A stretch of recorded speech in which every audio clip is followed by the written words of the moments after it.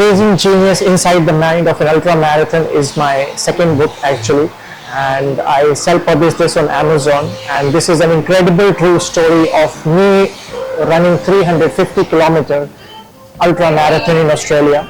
Although I was not able to finish this in 2020 because I was disqualified at 204 kilometer, but I interviewed all the athletes who finished this, and it's the story of success and failures of all the athletes, including myself. Yeah, since I failed this in 2020, I attempted again in 2021 and 2022 and 2023, and I completed it 2 more times.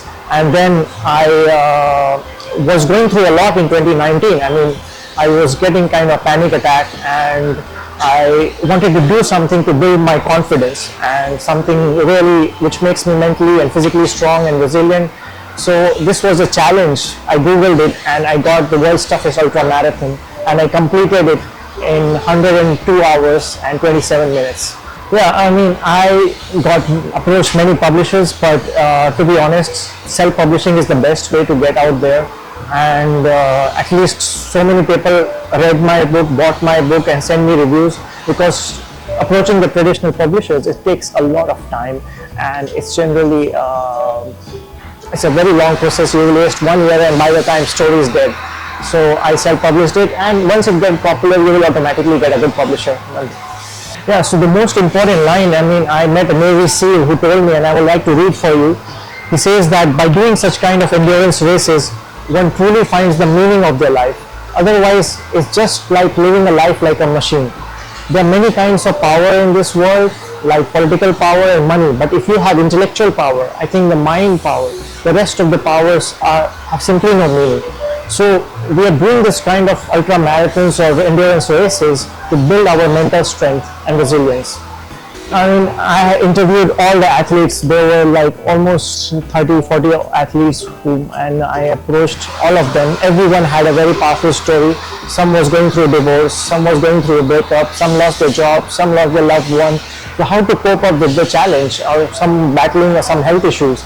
So basically everyone was a winner, and how they overcome their challenges in life and become an endurance runner and endurance athlete basically, and also doing several Ironman challenges. I interviewed Glenn Monaghan, who is a running coach, and he gave very good insights. Like I would love to read it if it's okay.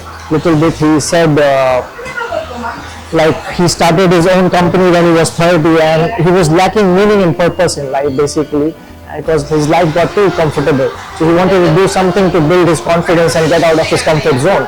So that's the thing I feel which encouraged him. Yeah, I mean, there is a book in everyone and there is a story in everyone, so never hesitate to tell your stories, because your story might make a difference in somebody else's life. So to self-publish your book on Amazon or Ingram Spark, through so many platforms out there. So yeah, your story needs to be told. Yeah, I mean, I advocate for physical fitness, mental fitness, and raise awareness of attention deficit hyperactivity disorder, because it's a very big issue around the world. Mental health, men's mental health, women's mental health, because you never know, everyone is going through something, and it is very, very important to take care of ourselves and just be kind to one another. A good diet, sleep is a must for an endurance athlete and for everyone, whether you are a runner or a fitness person or not. Still, it's very, very important to have a balanced, healthy diet, because gut health is related to our mental health. It goes hand in hand. How you feel inside your gut and how is your mental health, it goes inside your hand. You become what you eat. Food is by your medicine. So it is very, very important to have a healthy, nutritious diet and eat mindfully and not eat any rubbish, and sleep as well. 8 hours of minimum sleep is very, very important. I have got amazing reviews. We can see there's a lot of my friends who bought my book and they said such good things which motivated me. I remember a guy who's into drugs and been to jail several times. After reading my first book, he sent me a long text message saying that I'm gonna run 100 kilometers, and it was my happiest day, where I created a positive impact in somebody's life. Similarly, the High Commissioner of India sent me an endorsement letter, former Prime Minister of Australia sent me a letter, and they were amazing of my friends who sent me such good reviews, which made me really feel proud.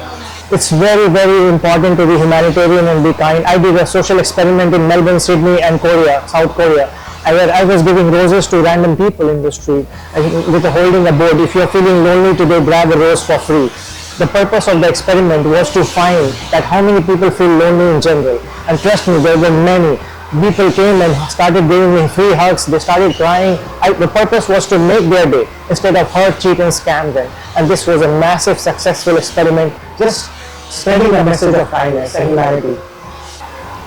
I mean, failing is very important in life, and through my improv comedy workshop, I have learned lesson that when you fail, everyone claps for you. So celebrating our failure is very important. Often I grew up in a background where people are always compared to one another, and it is so bad that we all are rushed by everyone's timeline. We all have different timeline, which is like the race to success. We are in a rat race, but life is like ultra marathon, which is full of ups and downs, and a lot of failures will come in our life, and we have to accept that, because without failure there is no success, and failure is part of a learning experience. So that's it. We all have to fail 100 times before we succeed. I mean, J.K. Rowling got rejected by 12 publishers, and then she became the bestseller in the world.